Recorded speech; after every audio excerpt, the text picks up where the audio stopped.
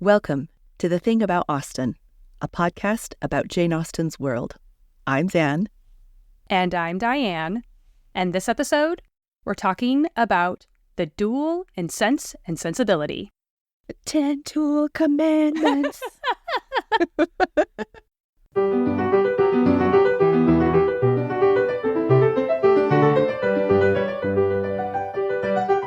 So you might be thinking, what duel? And while there's no direct mention of a duel in the novel, like the word duel is not used in the text, dueling is referenced in Sense and Sensibility. So that's what we're going to be unpacking today. At this point in the novel, we are in London, where Elinor and Marianne are staying with Mrs. Jennings. Marianne has learned that Willoughby is to marry the wealthy heiress, Miss Grey, and is absolutely heartbroken. Colonel Brandon stops by to speak with Elinor and to pass along knowledge of his prior dealings with Willoughby. He tells Elinor that Willoughby seduced his young ward Eliza, abandoning her after promising to return and leaving her pregnant and alone. And then Elinor asks Brandon if he has seen Willoughby since leaving him at Barton. So Colonel Brandon says, one meeting was unavoidable. Elinor, startled by his manner, looked at him anxiously, saying, "What? Have you met him too?" I could meet him no other way. Eliza had confessed to me, though most reluctantly, the name of her lover. And when he returned to town, which was within a fortnight after myself, we met by appointment. He to defend, I to punish his conduct. We returned unwounded, and the meeting, therefore, never got abroad. Elinor sighed over the fancied necessity of this, but to a man and a soldier, she presumed not to censure it. So Willoughby and Brandon had a duel. It's code, right? There's a code underlying that. Mm-hmm. Yeah. Reading between the lines, they dueled. Let's start off by talking a little bit about dueling itself and where it comes from. According to Barbara Holland's book, Gentleman's Blood, A History of Dueling, the word duel is from the Latin duellum, duo plus bellum, or a war between two. Historians agree that its roots lie in the medieval trial by combat, which itself goes back a long way and rested happily on the notion that the winner would be not the stronger man, but the virtuous man. The thought process being something along the lines of, good always triumphs over evil, so obviously whoever wins the duel is in the right. Seems very logical. Obviously, this makes so much sense. The Oxford Companion to the Romantic Age goes on to give a bit more background and definition of dueling, explaining that the modern concept of the duel, with all its elaborate etiquette and connections to honor, came from 16th century Italy and then spread throughout Europe. The duel, quote, denoted the armed conflict between two gentlemen, one of whom demanded satisfaction for a perceived harm or insult, being ready to risk his life rather than see honor or reputation compromised. This concept of honor really is at the heart of these conflicts, and honor and masculinity in particular seem to be intricately bound together. Stephen Banks, in his article, Killing with Courtesy, The English Duelist, 1785 to 1845, explains that, quote, commentators on honor argued in the late 18th and early 19th centuries that no gentleman was appropriately masculine unless he accepted the tenets of honor. Okay. We just have to acknowledge that we're going to have to sigh through some of these honor codes, right? So according to Ian Mortimer, in The Time Traveler's Guide to Regency Britain, quote, dueling is a matter of upper-class male honor. No gentleman would deign to fight someone from the middle or working classes. It would be beneath him. That's obviously a little bit tongue-in-cheek, but... Yes. But it is this idea that, like, upper-class males are the only ones who are, like, formally engaging in this kind of dueling. One of the potentially tricky things about honor in this context was that, not surprisingly, a gentleman's honor was a rather loosely defined concept, and so disputes and duels could be fought over a wide range of perceived slights. A wide range of perceived slights. Heavy emphasis there. Yes. So dueling was initially combat with swords. We see this in Shakespeare's Hamlet and Romeo and Juliet, for example. But around the 1770s, we see the more formal introduction of pistols as an optional weapon. And this is ostensibly when we start to see a shift also and standardization of the rules of dueling. We've introduced a new weapon, so we have to have some new standardized rules. Now, we say ostensibly because there is a certain amount of doubt about how and when these rules get standardized. Many sources argue that during the Clonmel Summer Assizes in 1777, several Irish gentlemen from Tipperary, Galway, Sligo, Mayo, and Roscommon got together and created the Code Duello. These rules, once agreed upon, became the standard procedure for Irish duels and then were adopted in England, parts of the continent, and even America. So the Code Duello is often considered the first standardized rules for dueling with pistols as an option. However, the first mention that we can find of this Irish Code Duello, or the Clonmel Code, is in a memoir from the Irish judge Sir Jonah Barrington, published in 1827, so some 50 years after the code is supposedly established. So Barrington states in his personal memoir, quote, "This code was not circulated in print, but very numerous written copies were sent to the different county clubs and etc. My father got one for his sons, and I transcribed most, I believe not all, of it into some blank leaves. These rules brought the whole business of dueling into a focus and have been much acted upon down to the present day. They called them in Galway the 36 Commandments." And if you are thinking of the 10 duel commandments from Hamilton, I wouldn't be surprised if this Code Duello and the idea of duel commandments influenced Lin-Manuel Miranda. Just saying. Barrington, who personally participated in a duel with pistols in 1780, also mentions in a different memoir that he and his opponent had reason to consult their Code Duello rules during their appointment. It's pretty funny because this account reads a bit like a farce. And it's this ridiculous attitude that also, in part, draws a certain amount of doubt on Barrington's account. He was known to write amusing memoirs, so there's a possibility that his account of his own duel and of the Code Duello is more an exaggeration or satire of the stereotype of the stage Irishman's propensity for fighting. Right. Well, and Richard Brinsley Sheraton's personal account of his own duels, and then using that in his own famous satirical duels in the play The Rivals, which was published in 1775, did not help that stereotype at all, right? It's a play about dueling from an Irishman. There's a stage Irish character in it named Sir Lucius O'Trigger. There's definitely this built-in stage Irish motif that's happening. So again, we can't find an original copy of this Code Duello because, according to Barrington, they were all just handwritten until he published them in his memoir many decades later. We also can't find any other references to the Code Duello in other books on dueling from the era, so it's not really possible to fact-check Barrington's story or his memory of the codes as it apparently existed. And even he says in his memoir that he transcribed most, I believe not all, so right. That already is sort of like, there might be some things missing. So, if anyone is aware of one of these handwritten copies of the code, preferably dated, please let us know, because we would love to see it. I mean, in all sincerity, I am just dying to get my hands on this. So please let us know. So anyway, tons of researchers have referenced Barrington's Code Duello as the standardized rules. So we are going to proceed in that vein. We won't list all of the coded commandments. Barrington only lists 25, with the addition of 2 Galway articles. So we won't be doing all of the rules, but we'll give you a broad sketch of the rules of engagement for a duel. Okay, so once an offense was given and a challenge delivered, the person who gave the offense could apologize, and that would resolve everything. Otherwise, the duelist would name seconds, people who would step in if needed. And there's a whole guide for being a second in a duel published in 1793 by a late captain in the army and aptly titled General Rules and Instructions for All Seconds in Duels. So there was a handbook not just for dueling, but for being a second in a duel. Right. This got intricate. That's what this is signaling, right? Mm-hmm. So the seconds would try to see if there was any way to reconcile the dispute. For example, in Rule 3 of the Code Duello, quote, if a doubt exists, who gave the first offense, the decision rests with the seconds.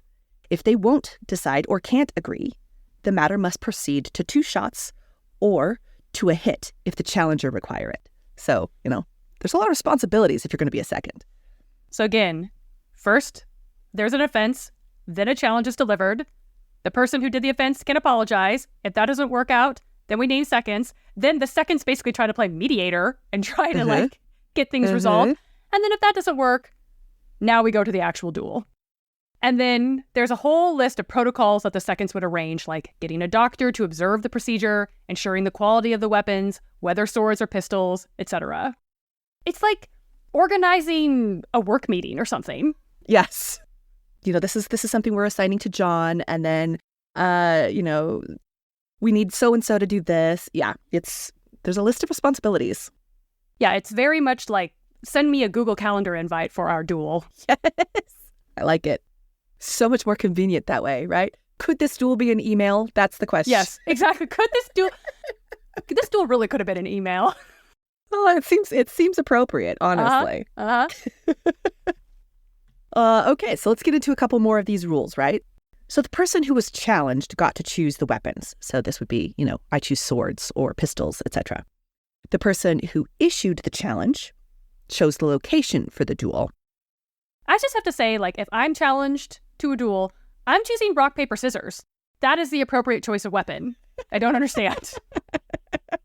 Obviously, that's a go-to move. Pistols and swords? I don't think so. Rock, paper, scissors. Come on. What are we doing? Dance off. That's what I'm choosing. Exactly. Yes. Dance off. 100%. So, a few more rules from the Code Duello. Rule number 7. But no apology can be received in any case after the parties have actually taken their ground without exchange of fire. So if you're going to apologize, you have to do it in the proper order. You can't arrive at the duel and be like, actually, I kind of changed my mind. I'm really sorry. Can we not do this? Yeah. Rule 7 says no, can't do that. Rule 8 says that in the above case, no challenger is obliged to divulge his cause of challenge, if private, unless required by the challenge so to do before their meeting. So if you haven't asked, why are we dueling before you get to the dueling space, no tape backsies. You don't have to explain yourself. Rule 13. No dumb shooting or firing in the air admissible in any case. The challenger ought not to have challenged without receiving offense, and the challenged ought to have made an apology before he came on the ground. Therefore, children's play must be dishonorable on one side or the other, and is accordingly prohibited. I like the way that's phrased, children's play. Mm-hmm. We are men. Right? I mean, the rule kind of makes sense, right? If you weren't serious about this duel, then why are we here? Right. Why are we play acting at something so serious? Right. But at the same time, this rule is kind of contentious because there is definitely a tradition of deloping or firing in the air on purpose. But this rule is saying, no. Don't come with pistols unless you're serious. Rule 16. The challenged has the right to choose his own weapon unless the challenger gives his honor. He is no swordsman, after which, however, he cannot decline any second species of weapon proposed by the challenged. And then Rule 17 kind of goes with this and says the challenged choosing his ground, the challenger chooses his distance, the seconds fix the time and terms of firing. So everybody gets to choose some part of this duel. We all get a fair chance to decide how to do this thing. The challenged gets home court advantage, and the challenger gets to decide on distance, and the seconds, I guess, are over here just doing administrative details. Yes. They are the administrators, 100% mediators and administrators. Again, could have been an email. This duel could have been an email. In addition to all of these documented rules, there were some unspoken rules. According to Banks, pistols were to remain smooth-bore. Parties were expected to raise weapons and fire in one movement without pausing for steady aim, and practice beforehand was frowned upon. So, Right? Yeah, I love that. It's don't actually aim precisely, don't practice, but also meet me at dawn. So let's move away from the rules of dueling and move it kind of into this cultural context of the period. It's kind of hard sometimes to really understand just how prevalent dueling was during the late 18th and early 19th century, but we do have some stats and figures from Banks based on reports of dueling in the newspapers of the era, which we love these kind of primary sources. Yes. Banks reports 579 accounts of duels of British subjects reported in the Times from 1785 to 1820. He goes on to point out that, quote, I have excluded those reports subsequently shown to have been false or else so replete with stock comic motifs that I feel confident in regarding them as apocryphal. That is to say, duels where the parties or seconds are not named and where the tale is clearly related in a comic fashion. So he's culling the data and basically being like, well, that seems a bit fishy. So he gives us a few more figures. Here he says, quote, between 1785 and 1844, some 277 duelists were reported killed, 16.6% of the total. And, in addition, 341 were reported wounded, making an average death or injury rate of 37%. From 1785 to 1804, some 41% of participants were recorded as killed or wounded. From 1805 to 1824, the figure was 43%. But from 1825 to 1844, the rate declined to just 23%. There was a distinct increase in duels during the Napoleonic Wars.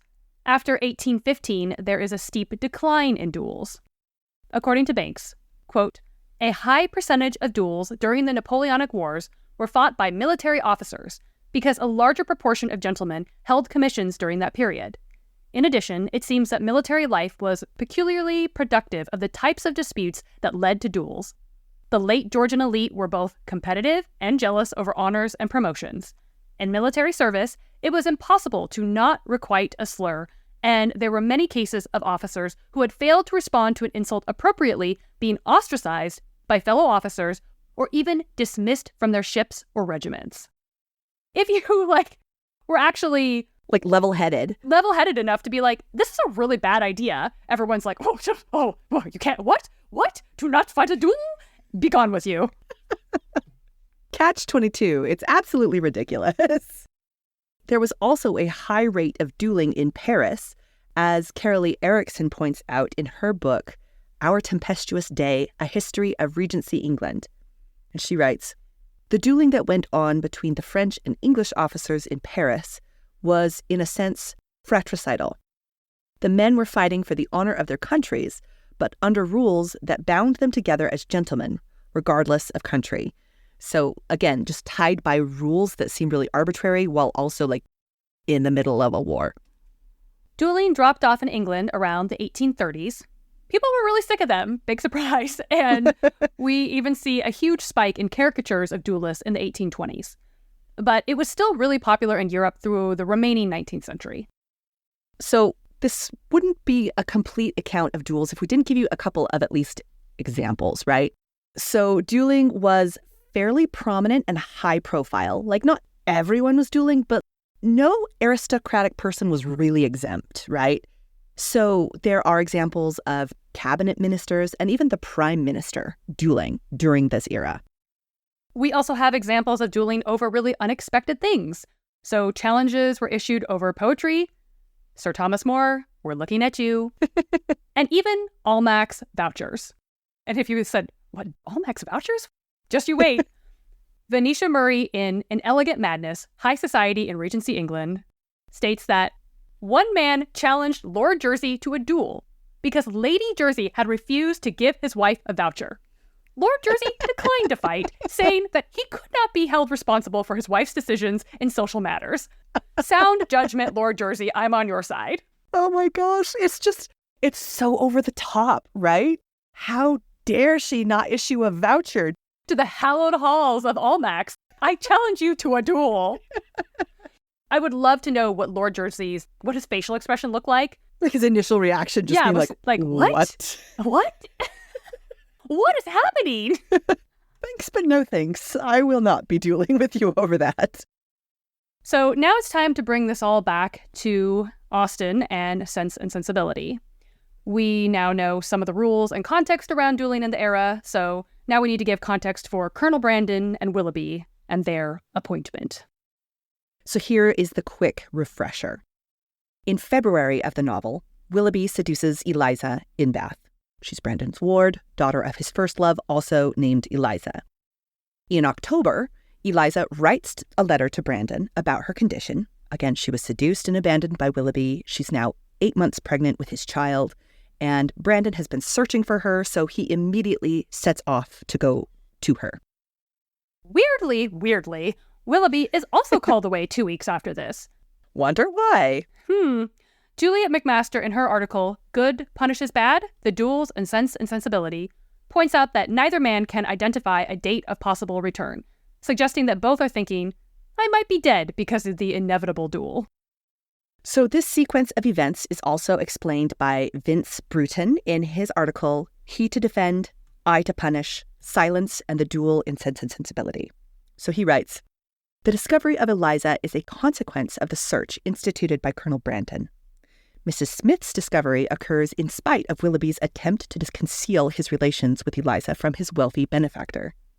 One discovery leads to action, the other to defense. The Colonel's departure is active, Willoughby's reactive. Likewise, the resulting encounter between the two men bears a comparable, antithetical structure. He to defend, I to punish. Kind of love the way that that's set up, linguistically, the way that he points that out. But it is very true that Colonel Brandon is active, Willoughby reactive throughout this. Bruton also gives us a pretty good idea of what the next steps would have been within the dueling protocols of the day. Quote, the Colonel presumably challenges Willoughby, probably in writing and through an intermediary as is done in duels. Willoughby responds and accepts, also through an intermediary, or second, who, in correspondence with Brandon's second, negotiates time, place, weapons, number of shots, and the other practical features of the duel. Those administrative duties, they never stop. Really good administrative assistance, yes. So now we come to the question of whether they would have met using swords or pistols. Fencing was still popular in this era, as we see in Darcy's fencing workout in the 1995 Pride and Prejudice. Thank you, Andrew Davies. Willoughby, as an aspiring, fashionable young man, would have likely had a fencing master or a club in London. And since Brandon is a soldier, he would also be very familiar with that weapon. However, it is most likely that they met with pistols. Willoughby would get to choose the weapons, and, if he's smart, he wouldn't want to challenge a soldier with swords, since that is more of an active skill set for Brandon, who might have used the sword in deadly combat. And according to McMaster, quote, the clincher is the fact that Brandon and Willoughby returned from the duel unwounded. Pistols were still unreliable, and it was not unusual for both principals to miss each other. A duel with swords, however, did not end until one or both principals were blooded, disabled, or dead. I just roll my eyes every time, just like, okay. Pistols are like greater risk, greater possible reward. The reward being you don't die. Yeah. But the risk being, you have murdered someone. Yeah, exactly. Yeah. So we know that, according to Brandon, both men leave the field without serious injury. So what happened there? It is unlikely, given the seriousness of the reason they are dueling, that either man would have eloped. According to Bruton, quote, one may speculate that Brandon, as the challenger and avenger of Eliza Williams' wrongs, he that is to punish, would not hesitate to kill his man. Colonel Brandon's narration to Eleanor of Eliza's story contains the three essentials of Willoughby's dishonorable usage. He had left the girl whose youth and innocence he had seduced, in a situation of the utmost distress, with no credible home, no help, no friends, ignorant of his address. Those are not small things that Willoughby has done. And also told her, I'll be back, and then never came back. Yeah. No defense for Willoughby here. And yet there is no clear resolution from this meeting between Willoughby and Brandon. Again, we get from the text, both returned unwounded. It is most likely that both men took their shots, but missed. This lack of resolution is likely a form of criticism from Austen. This whole encounter is largely useless. Nothing really happens. Nothing is really resolved except an abstract concept of male honor. Burton seems to agree when he writes, the duel between Brandon and Willoughby concerns only the interests and needs of the participants, and not the person on whose behalf the contest is actually fought. Like, nothing about this is designed to actually help Eliza. Yeah, Eliza's situation would not be improved and could have, in fact, been made materially worse if Brandon were killed. Or, Willoughby, who's the father of her child, this isn't going to end well for anyone if Eliza is actually the one that they're really thinking of. If one of them had been killed, the other one would have had to run away to Europe to avoid legal punishment because dueling was illegal at this time. And so, yeah, this was not done truly to benefit Eliza. You get the sense that Austen and Eleanor think that this was kind of a stupid male gesture when she writes, Eleanor sighed over the fancied necessity of this, but to a man and a soldier, she presumed not to censure it. You could just imagine Eleanor being like, okay, really? But... Yeah, internally rolling her eyes, but also just being like, it's done. All right, whatever. I mean, it's the fancied necessity, that particular verbiage there that I think jumps out. Yeah. And I think especially when you think about the idea that if this is all about sort of settling your honor, okay, so now that Willoughby has gone and fought this duel and he's done his honorable duty, is he now a good guy? Absolved from this now? Should he still be accepted into polite society? And in my opinion, no. But apparently, yeah, because he did what he needed to do. He went and fought a duel. Okay. Yeah. I mean, seriously, there's so many legitimate reasons for Austen and Eleanor to both be just what is going on? And so, to round out this discussion of the duel in the novel, we should definitely ask why Austen would include the scene if it's so brief and she seems so dismissive of dueling in general. And I think that this really comes down to these questions about the patriarchal system that has failed women in this novel. According to Susanna Fullerton's article, The Many Duels of Sense and Sensibility, quote, the plot of Sense and Sensibility originates in a primal moment of patriarchal failure masked by the circumstances of the routine operation of primogeniture. So this is a reference to the way the Dashwood women are left without a home, and with John Dashwood's lack of interest in financially supporting them. See the recent episode on annuities for more on that. Yeah, and Bruton also nails this point when he writes, the duel is essential to Austen's work of exposing the instabilities brought about by seduction when male protectors inadequately fulfill their roles. And it's just this idea of men inadequately fulfilling their roles is a very obvious theme throughout this novel. Fullerton also points out that Austen seemed much more interested in, quote, the ways in which women fought for their security and happiness. She mentions the duels between Eleanor and Lucy Steele specifically, which we love since we discussed this as well in our previous episode on Lucy's filigree. So, yeah, they're dueling in a different sort of way. Yeah. So this is the way that Fullerton kind of talks about this, and I think that this makes sense. She says, the greatest duels in Sense and Sensibility are those fought between Eleanor Dashwood and the so aptly named Lucy Steele. Both women are fighting for their futures. Their duels are fought over what really matters in their lives. Moving from that to how this shows up in some of Austen's other works, the adaptations, etc., we do see dueling in the 1995 adaptation of Sense and Sensibility, but not in the way you'd expect. So, according to Fullerton, quote, it's a lovely touch in the 1995 Sense and Sensibility that a male character, Edward Ferrars, teaches a female, the young Margaret, how to duel and comes off worse. Especially Edward Ferrars in that adaptation, it tracks. Yes. Also because Margaret in that adaptation is really the best character in the movie. I love her. Undoubtedly. She's so great. Unreservedly, yes. Yeah. So there's this idea that he's incompetent in that scene, and it's just why? Why would he do this? When she pokes him in the stomach, it's great. Yes. It's kind of a fantastic moment. It plays really well, but it's interesting, I think, to me that in that particular adaptation, that's the duel that we see, and it's Margaret and Edward. Obviously, that's not the case in the Andrew Davies adaptation, which does actually include a full scene that is drama between Willoughby and Brandon. And in this one, we do actually have them dueling with swords. Again, because I think it's just more cinematic, yes. And we do actually see Brandon drawing first blood with a small injury to Willoughby's arm. So this tends to give us this idea that there's some satisfaction in the duel. And I'm using that with very strong reservations, right? Big air quotes here, okay? Yeah. Yeah. But in his version of it, I mean, I do appreciate that he was like, okay, that is a thing that happens in the text and I am justified putting it on the screen. But at the same time, the fact that, it's with swords, that we do get some idea that Brandon has had some sort of justice delivered here. It's kind of, I mean, it makes for good film, but it kind of undercuts maybe what Austen was doing with this idea that duels aren't really worth the screen time. Yeah. There are also some references to dueling in Austen's early writings. But the other reference to dueling that we want to make special note of is a direct mention. So like the word duel is actually used in Pride and Prejudice. Mr. Bennet has gone to London to search for Lydia and Wickham, and Mr. Gardiner is also headed to London.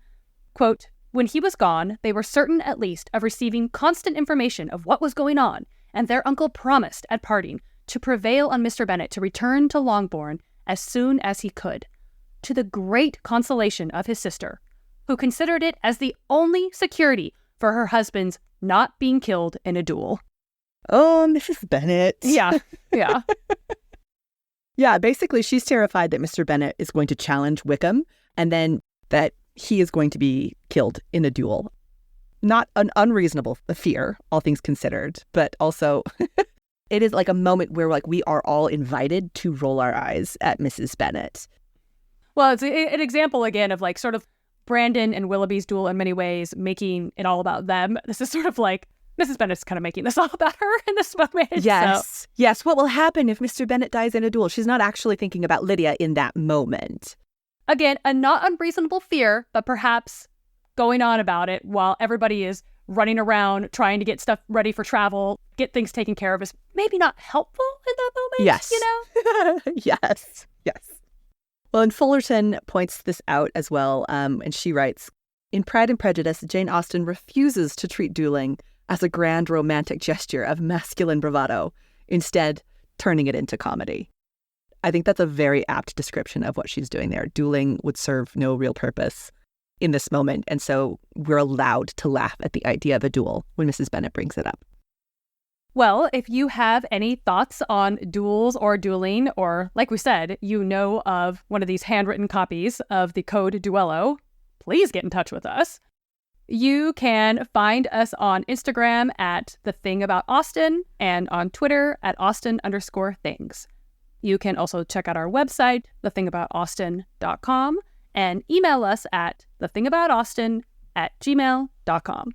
And you can also check out our merch for the podcast on Redbubble. Go to aboutausten.redbubble.com. Stay tuned for next episode when we'll be talking about Emma's Portrait of Harriet with our guest, Georgie Castilla. Thanks for listening. Bye!